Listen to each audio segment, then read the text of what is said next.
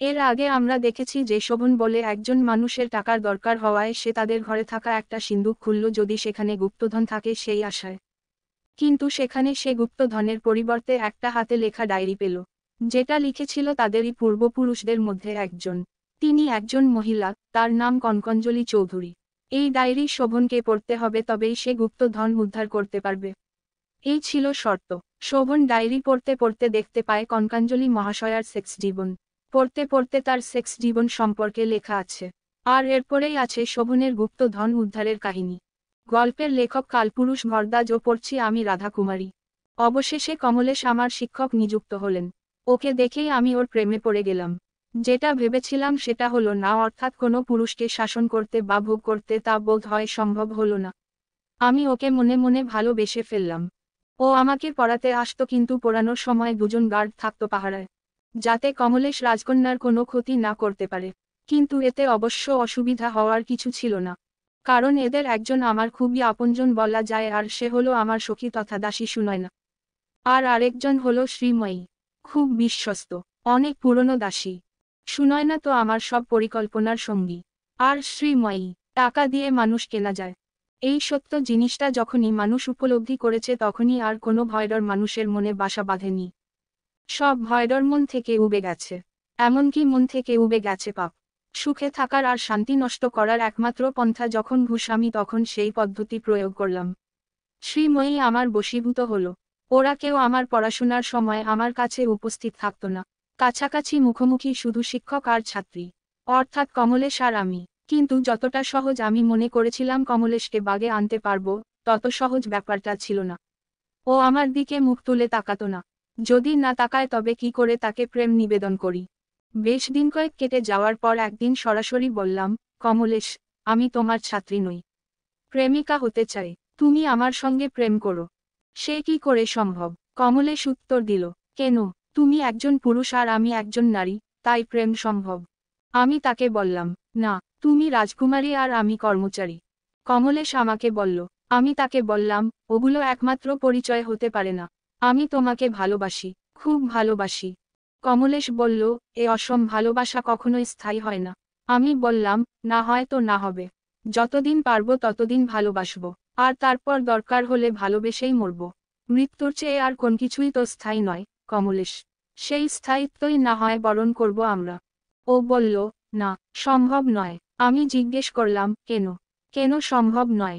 ও বলল, আমি রাজার সঙ্গে বিশ্বাসঘাতকতা করতে পারবো না।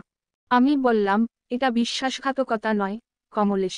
একজন নারী তার প্রেমিককে প্রেম নিবেদন করতে চায়, তার সঙ্গে একসঙ্গে বেঁচে থাকার কিংবা মরে যাওয়ার প্রতিজ্ঞা করতে চায়। কমলেশ বলল, কিন্তু আমি যে তোমাকে ভালোবাসি, সেটা তো বলিনি কখনই। আমি বললাম, তুমিও আমাকে ভালোবাসো। আমি জানি তোমার সাহস হচ্ছে না, কিন্তু তুমি ভয় পেও না। রাজা কিছু বললে আমি তোমার সামনে দাঁড়াবো, তোমার কিছু হতে দেব না। ও বলল, না। বললাম, তুমি ভেবে নাও, আমি তোমার অপেক্ষায় থাকব। কিন্তু সেদিন সে কথার পর আর কমলেশ আমার কাছে এলো না। একদিন দেখলাম, দুদিন দেখলাম, কিন্তু তবুও সে এলো না। আমি খোঁজ খবর করলাম, ভাবলাম যদি ওর শরীর খারাপ হয়েছে, তাহলে ওকে দেখাশোনা করবে কে? আমি তো আর রাজমহল ছেড়ে বাইরে বেরোতে পারবো না।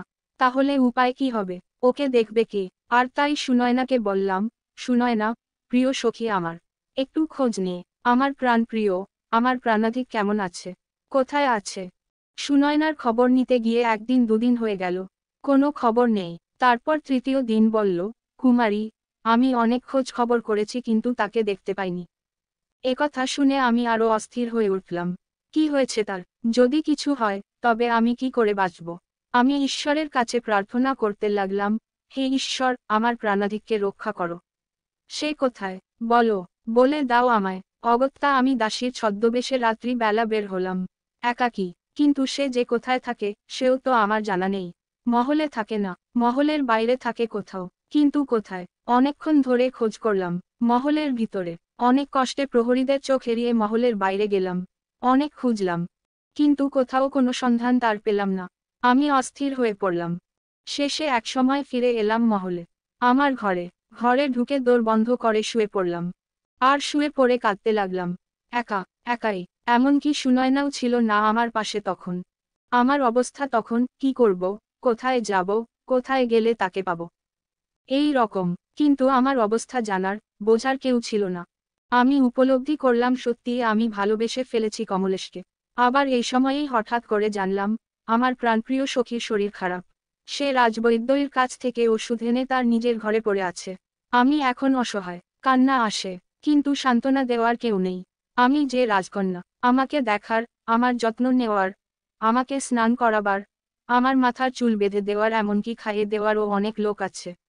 কিন্তু সান্ত্বনা দেওয়ার, মনের কথা শোনার কেউ নাই। হায়, আমার রাজকন্যা হওয়ার প্রয়োজন নাই, ছিল না কোনো কালে। একটা মানুষকে ভালোবাসার ক্ষমতা পর্যন্ত আমার নেই। এইসব হাজার কথা, হাজার আবেগ আমার মনের মধ্যে ঘুরে বেড়াতে লাগলো। দিনরাত আমার ভালো করে খাওয়া হয় না, আমার ভালো করে ঘুম হয় না, দিনরাত মনমরা অবস্থায় থাকি। একদিন আমার সখী সুনয়না সুস্থ হলো, আমার কাছে, আমার ঘরে এলো। ওকে দেখেই আমি জড়িয়ে ধরলাম, জড়িয়ে ধরে কাঁদতে লাগলাম। ও আমাকে সান্ত্বনা দিতে দিতে বলল, কি হয়েছে রাজকুমারী, এত উতলা কেন? আমি বললাম, আর পারছি না আমি। যেখান থেকে পারবি আমার কমলেশকে আমার কাছে এনে দে। ও বলল, ঠিক আছে, আমি দেখছি। তবে আমার মনে হয় ও রাজকার্য ঠিকঠাক করছে। আর যদি করে তাহলে ওর শরীর ঠিক আছে, কোনো অসুখ বিসুখ হয়নি বা কোথাও চলে যায় নাই। আমি বললাম, তুই কি করে বুঝলি যে তার অসুখ বিসুখ কিছু হয় নাই? আমি যে তাকে সর্বত্র খুঁজেছি, পাইনি। ও বলল, রাজকুমারী, তুমি থাকো অন্দরমহলে, তোমার এখনো সেরকম বুদ্ধি হয় নাই। তুমি রাজকার্য সম্পর্কেও কিছু জানো না। তোমার কাছে কেবল কয়েকজন দাসী আসে, তারা এসব ব্যাপারে একেবারে অজ্ঞ। তারা শুধুমাত্র দাসত্ব করতে জানে, আর কোনো খবর রাখে না, রাখতে চায় না। তুমি ওদের কাছ থেকে খবর পাবে কোথায়? আমি তোমার মনের অবস্থা বুঝি, তাই আমার শরীর কিঞ্চিত ভালো বোধ হওয়ার পরেই তোমার কাছে দৌড়ে এসেছি। তার আগে খবর নিয়ে কিছু সত্য জেনেছি। আমি অস্থির হয়ে বললাম, কি সত্য জেনেছ? বলো সুনয়না, বলো। আমার ধৈর্য ধরছে না, আমার হৃদয় আজ বড়ই উতলা। সুনয়না বলল, আমি খবর নিয়ে জেনেছি, উনি কার্য করছেন নিয়মিত। ব্যাস এই পর্যন্তই। তোমার কাছে কেন আসছেন না তা জানি না, খোঁজ নিয়ে দেখব।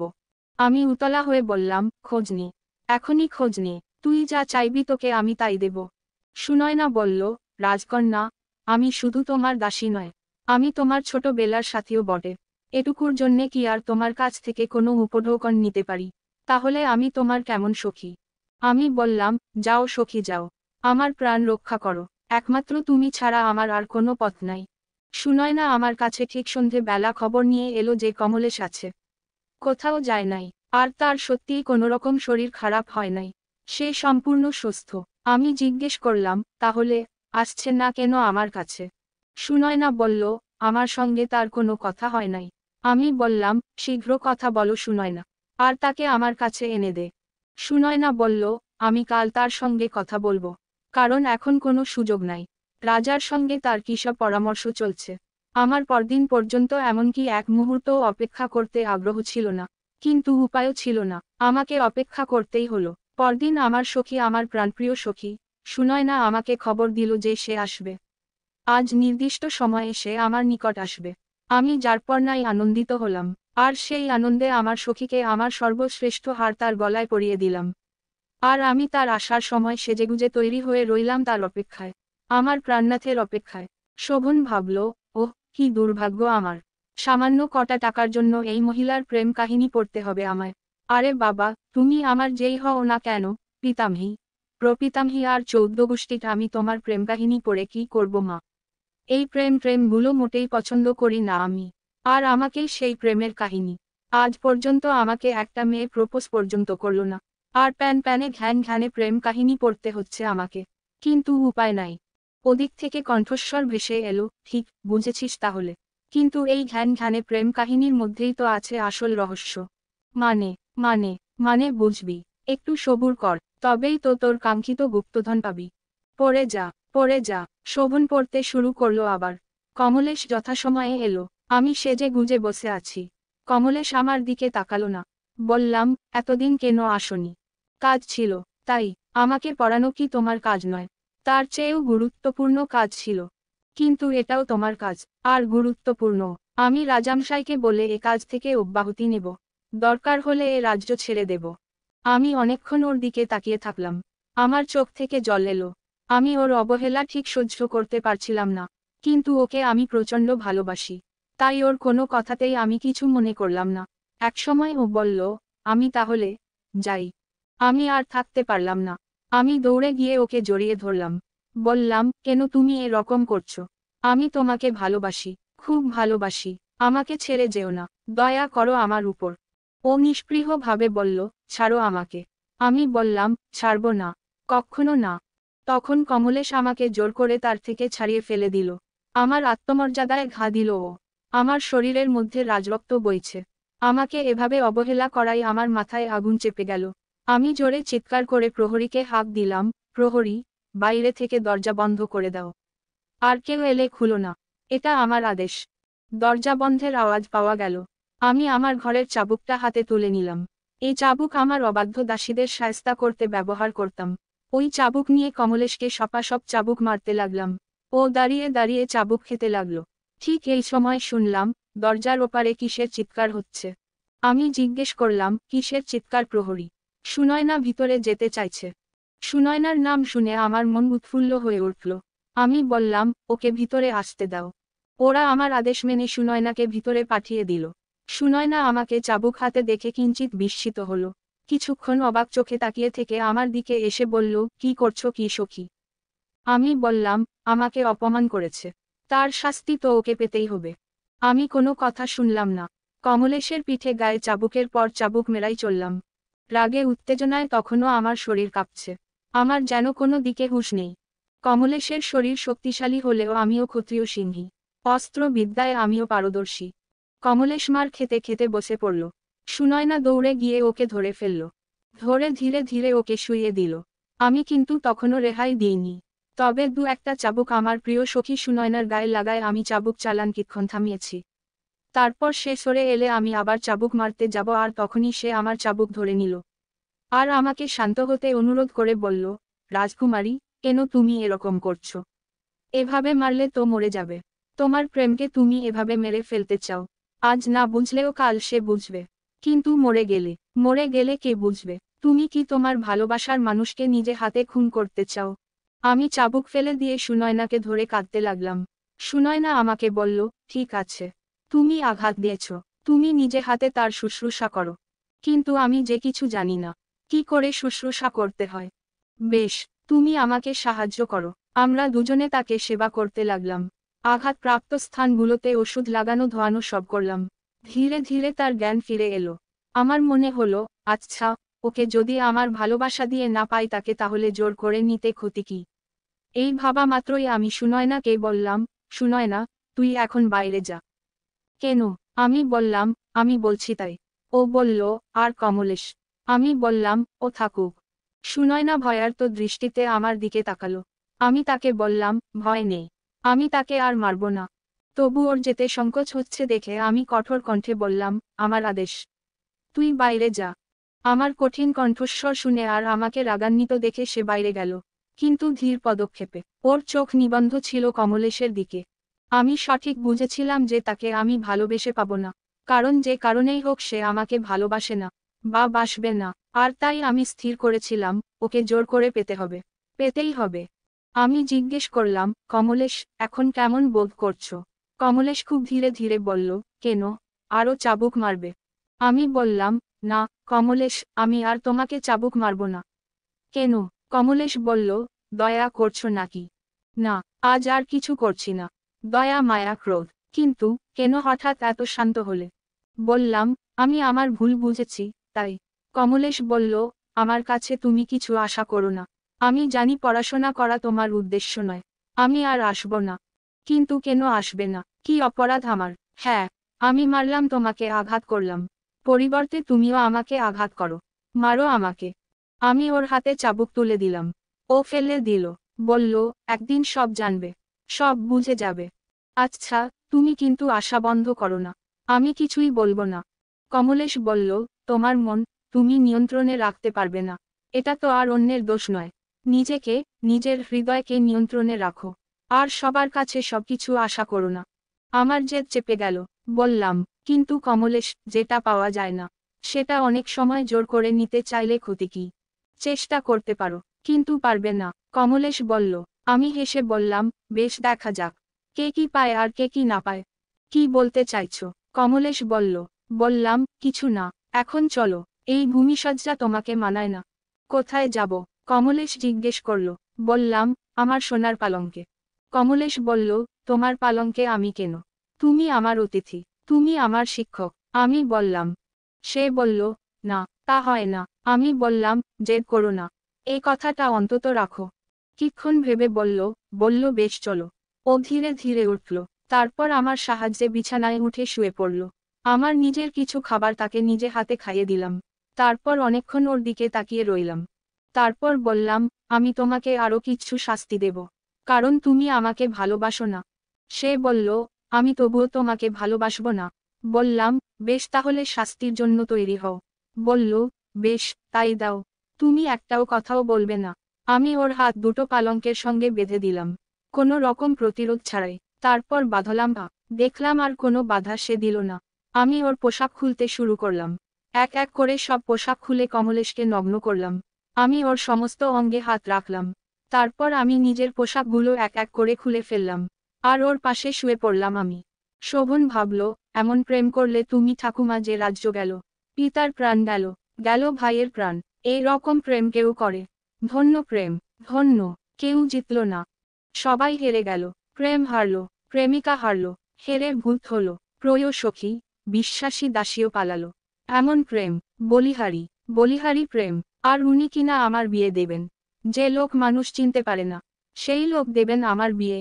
না, 12টা বাজিয়ে নিজে একটা প্রেম করতে গিয়ে সর্বশান্ত হয়ে গেলেন। ঠিক বলেছিস, আমি সত্যিই মানুষ চিনতে পারিনি। কিন্তু তখন আমার বয়স ছিল কম। কি করব, কম বয়সে অনেকেই ভুল করে। তা করে, কিন্তু তুমি একজন সাধারণ নও। তোমার তো সব বিবেচনা করা দরকার। তুমি তখন সেক্স নিয়ে মেতেছিলে। না, শুধু তাই নয়, আমি পড়াশোনাও করেছি। এমনকি কলকাতায় পড়াশোনা করেছি। কিন্তু মানুষ চেনার পড়াশোনা আলাদা। সেটা বইতে নেই, বইতে থাকে না, থাকে এই পৃথিবীতে যত মানুষ আছে তাদের মধ্যে। তাদের পড়তে যদি পারিস, তবেই মানুষ চিনতে পারবি। মানুষকে পড়া মানে বুঝলাম না। শোভন বলল, বুঝলি না তো, মানুষের সঙ্গে মিশতে হবে, ওর মনের কথা জানতে হবে, ওদের বুঝতে হবে। কিন্তু সেটা খুব সহজ নয়। ওরা মনে এক ভাবে, আর মুখে বলে এক। অর্থাৎ একই মানুষের মধ্যে একাধিক সত্তা থাকতে পারে। আবার এক এক সময়ে সেই সত্তা পাল্টে গিয়ে অন্য সত্তাও ধারণ করে। আর এই কারণেই চেনা মানুষও অচেনা হয়ে যায়। যেমন অনেক ঝিনুকের মধ্যে খুঁজলে মাত্র একটাতে মুক্তো পাওয়া যায়, ঠিক তেমনি অনেক মানুষের মধ্যে একটা প্রকৃত মানুষ পাবি। বুঝেছিস? হ্যাঁ, বুঝেছি। কিন্তু আমাকে কি এখনো পড়তেই হবে? হবে, নিশ্চয় হবে। আর এর পরেই তো তোকে গুপ্তধন খুঁজতে হবে। আবার খুঁজতে হবে গুপ্তধন? তুমি বলে দেবে না কোথায় আছে? সব এত সহজে হয় না। পড়ে যা। শোভন আবার পড়তে শুরু করে। আমি যখন খবরগুলো একের পর এক শুনতে থাকলাম, রাজ্যে বিদ্রোহের কথা, বাবা মা ভাইয়ের বন্দির খবর, আর তারপর তাদের হত্যার খবর। এই সমস্ত খবর শোনার পর একমাত্র পাষাণ হৃদয়া মহিলাই পারে এমনভাবে চুপ হয়ে বসে থাকতে। আমি থেকেছি, আমি কেঁদেছি, আমি কেঁদে ভাসিয়েছি আমার বালিশ। তারপর আমি মরতে চেয়েছি। আমার কারণে আমার সব শেষ গেছে। শুধু আমি বেঁচে আছি। আমি বেঁচে কেন? এ প্রশ্নও আমি নিজেকে করেছি বারবার। তবু আমি বেঁচে আছি আমারই দীনতায়। ধিক আমায়, আমায় শতধিক। আমি রানী হয়ে এলাম। মনে একরাশ গ্লানি জন্মে গেছে আমার। আমার মনেও তখন চলছিল আর এক সংগ্রাম। হ্যাঁ, সংগ্রাম। কারণ আমার গর্ভে আছে এক বিষাক্ত মানুষের ভ্রূণ, যাকে আমি খুব ভালো মানুষ বলে মনে করেছিলাম। সে আজ আমাকে ছেড়ে চলে গেল মাঝপথে। আমার আর কেউ নেই। আমি আজ একা। জানি না আমার সম্পর্কে কি আমার স্বামী তথা রাজা কি ভাববেন বা ভাববেন না। আমি এক দাসী পেয়েছি নতুন। সে আমার আজ্ঞাবহ। তাকেই বা আমি কি করে বিশ্বাস করব? কেননা যে মানুষ আমার ছোটবেলার বন্ধু ছিল, যাকে আমার সব কথা বলতাম, সেই যদি বিশ্বাসভঙ্গ করে তাহলে নতুন কাউকে কিভাবে বিশ্বাস করব? কিন্তু মানুষ এমনই এক প্রাণী যে কাউকে না কাউকে বিশ্বাস করতে চায়। বিশ্বাস করে তার মনের কথা বলতে চায়। মনের দুঃখ প্রকাশ করে নিজের মন থেকে বোঝাটাকে হালকা করতে চায়। কিন্তু কই সে মনের মানুষ? স্বামী বিয়ের পর থেকে আসেনি না আমার ঘরে। কেন আসেন না জানি না। বিয়ের পর অবশ্য এসেছিলেন। এসেছিলেন সেই দিনই, যেদিন ফুলসজ্জা ছিল, সেই দিনই। আমাকে দেখলেন, কথা বললেন। উনি বললেন, তুমি হলে এ রাজ্যের পাটরানী। সুতরাং তোমাকে তোমার প্রজাদের উপর খেয়াল রাখতে হবে।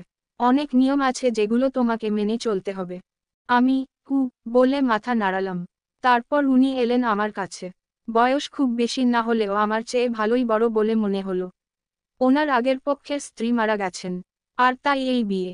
বললেন, অন্য রাজার মতো আমি নই। আমি আমার রানীকে খুব ভালোবাসতাম। কিন্তু তিনি খুব কম দিন সুখের মুখ দেখেছিলেন। এই রাজবাড়িতে আসার কদিন পরেই তিনি অসুস্থ হয়ে পড়েন। বছর 4 রোগ ভোগের পর তিনি ইহলোকের মায়া ত্যাগ করেন। তিনি চেয়েছিলেন তিনি বেঁচে থাকতেই আমি পুনর্বিবাহ করি, কিন্তু তার কথা আমি রাখতে পারিনি। কারণ তাকে আমি খুব ভালোবাসতাম। ভাবলাম, যদি তিনি ঠিক হয়ে যান, মানুষ তো ইতিবাচক আশাই করবে। কিন্তু তিনি আমাকে ছেড়ে চলে গেলেন না ফেরার দেশে। কিছু করার ছিল না আমার। তার কথা রাখতে আর আমার বংশ রক্ষা করতে তোমাকে আমি বিয়ে করেছি। আমাকে চুপ থাকতে দেখে তিনি স্বগতোক্তি করলেন, আমি কেন যে বলছি এসব? কে জানে, তোমার এসব জেনে লাভ কি? তারপর তিনি আমার কাছে পালঙ্কে বসলেন। আমার মাথার ঘোমটা খুললেন। আমার দিকে বেশ কিছুক্ষণ দেখলেন। তারপর ঘোমটা আবার যেরকম ছিল সেরকমই রেখে দিলেন। উঠে পাশের ঘরে চলে গেলেন। আমি অবাক হলাম, কেন এরকম করলেন তিনি? তাহলে কি উনি বুঝে গেছেন? কিন্তু তিনি তো আমার গায়ে, পেটে কোথাও তো হাত দেননি। তাহলে বুঝলেন কি করে? আমি কিছুটা ভয় যে পেলাম না তা তো বলা যায় না। কারণ এখন তো আর আমার পক্ষে মুখ ফুটে কিছু বলা সম্ভব না। আর 2, এটা তো একটা পাপ, অন্যায়। যদিও আমি কোনো অন্যায় করিনি। আমি কমলেশকে ভালোবেসেছিলাম। ভালোবাসা তো কোনো অন্যায় নয়। ভালোবেসে বিয়ে করার কথাও ভেবেছিলাম। কিন্তু কিছু হয়নি। কিছু হয়নি কারণ সে বিশ্বাসঘাত করেছে। এমনকি আমার সঙ্গে শুধু নয়, রাজার সঙ্গে, রাজ্যের সঙ্গে। আর আমি একটা পাপ বয়ে নিয়েছি নিজের শরীরে। এটা আমারই ভুল, আমারই অন্যায়, আমারই পাপের পরিচয় বহন করছে। রাজা কি ভাবলেন, সেই চিন্তা আমাকে কুরে কুরে খেতে লাগলো। আমি বুঝলাম না তিনি কেন পাশের ঘরে গেলেন আর কেনই বা আমার সঙ্গে আর কোনো কথা বললেন না। তবে আমি ভীত হলাম। চৌর্যবৃত্তি যারা করে তারা সবসময় এই ভয়েই ভীত থাকে যে, এই বুঝি ধরা পড়ে গেল। আমারও ঠিক তাই অবস্থা। পরদিন সকালে আবার রাজা এলেন। বললেন, এখন কেমন আছো? বললাম, ভালো। কেন? উনি বললেন, কাল তোমার শরীর ভালো ছিল না। আমি বললাম, ভালো ছিলাম। উনি বললেন, না, ছিলে না। আর তাই তোমার সঙ্গে আর কথা বলে উত্তেজিত করতে চাইনি। আমি চাইনি তুমি আরো অসুস্থ হয়ে পড়ো। আমি তার কথার কোনো জবাব না দিয়ে চুপ করে থাকলাম। উনি চলে গেলেন। আর কিছুক্ষণ পর আমার দাসী এলো। নাম মাধবীলতা। বলল, মহারানী, আজ্ঞা হোক। আমি বললাম, এখন কিছু লাগবে না, তুমি যাও। সে জিজ্ঞেস করল, স্নানের জল? স্নান করবেন তো? আমি বললাম, হ্যাঁ, তা করব। সে বলল, জলের ব্যবস্থা করি। আমি ভেবে বললাম, হ্যাঁ, যাও করো। সে চলে গেল। আরও কিছুক্ষণ পর সে এসে বলল, আমি ছাড়া আর কোনো দাসী?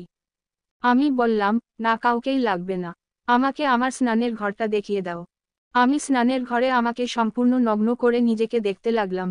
দেখতে লাগলাম, কিছু কি বোঝা যাচ্ছে? বোঝা যাচ্ছে কি আমি গর্ভবতী বলে? আমি আমার পেটটা দেখলাম। একটু বড় লাগছে কি? হয়তো।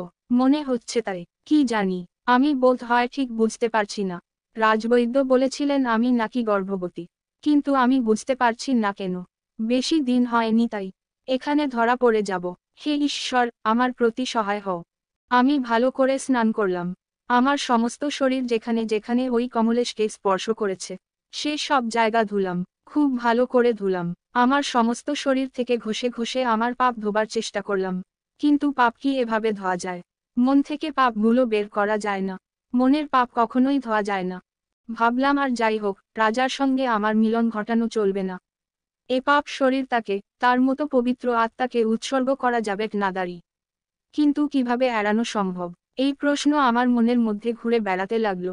রাজকুমারী কি রাজার সঙ্গ এড়াতে পেরেছিলেন? তিনি কি সত্যিই গর্ভবতী ছিলেন? রাজবৈদ্য কি কোনো ভুল করেছিলেন? যদি তিনি প্রেগন্যান্ট ছিলেন না তবে এত ভয় কেন? আর যদি ছিলেন, তবে তার শেষ পর্যন্ত কি হয়েছিল? জানতে পরের পর্ব পড়ুন।